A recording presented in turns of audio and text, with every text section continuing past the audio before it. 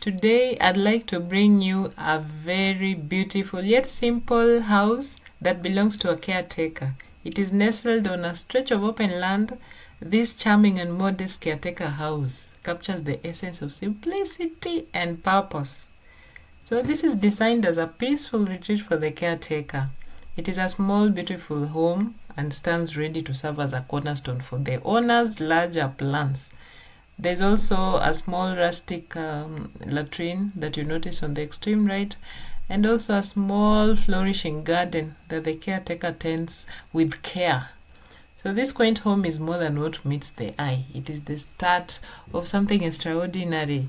And I'd like you to tell me in the comment section, how often do you get to see a site house that has been made this intricately? Just how often?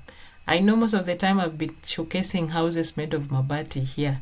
And as from my own experience and encounters, I've realized that most site houses that are meant for the caretaker usually are done using MABATI. So tell me in the comment section, how often do you come across such kind of creations meant specifically for the caretaker?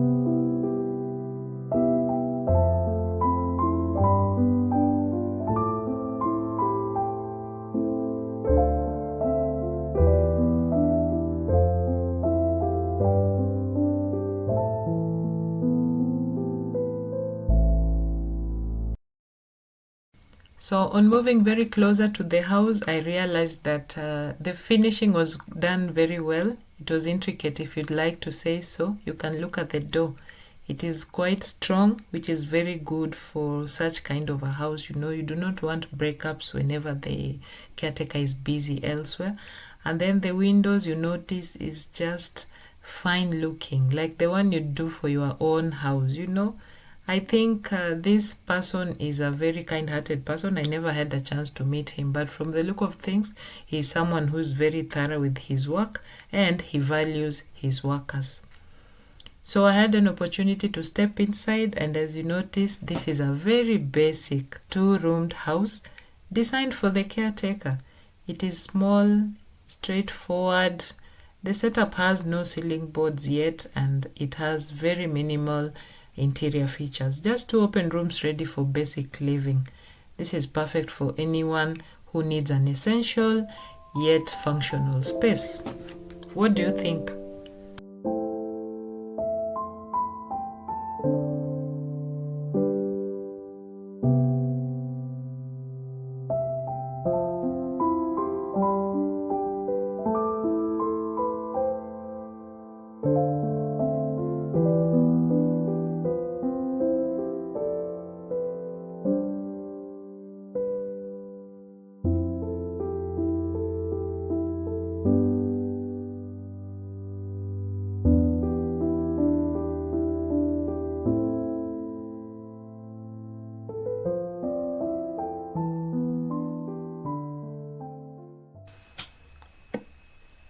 I just love the simplicity in this home, and in addition to what I had a chance to view, I noticed that there were a remainder of some of the construction materials that lay neatly arranged in the compound. So we had these stones, which I realized that were used to raise the construction quite high, because you notice that the house is quite on a slant.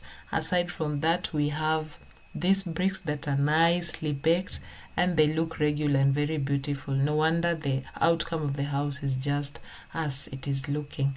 Aside from that, there is also ballast. This looks like 3/4. I'm not quite sure, but you know, if you're a fundi, you can tell us what you think in the comment section. And then we also had sand. So according to what I gathered is that 3,500 bricks were used. We had ballast, 1 tipper, the stones you've just seen, 2 tippers, sand, 3 tippers, then cement bags used for the construction of this house were 150. The mabati that went onto the roof were 30 pieces, and that is all I was able to gather out of this beautiful house. If you're someone who's looking to have your site developed in the near future, I hope you found this video helpful. Thank you for staying loyal to the channel. Until the next one, it is bye for now.